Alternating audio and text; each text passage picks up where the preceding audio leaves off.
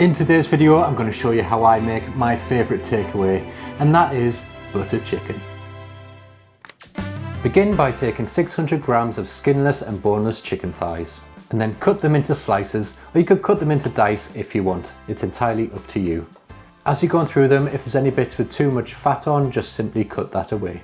Place the sliced chicken into a mixing bowl, and then I've got 4 cloves of garlic and 15 grams of fresh ginger here.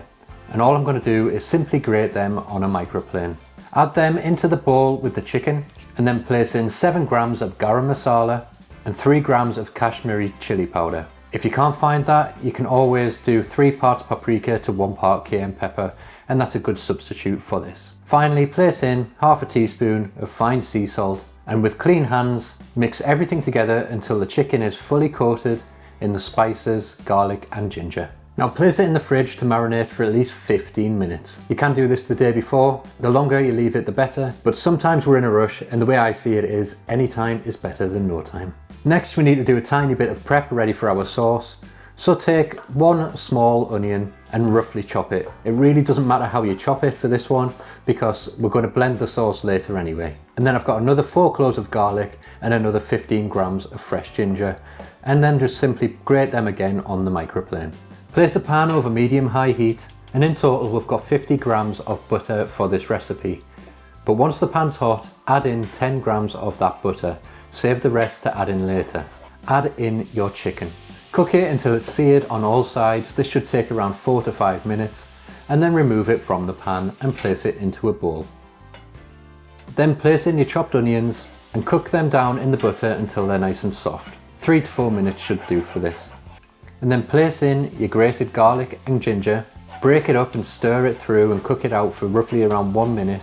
And then add in 7 grams of the Kashmiri chili powder, 5 grams of ground cumin and 3 grams of garam masala. Mix the spices through the onion and cook them for again around 30 seconds to 1 minute just to toast them lightly, and then pour in 300 grams of chopped tomatoes.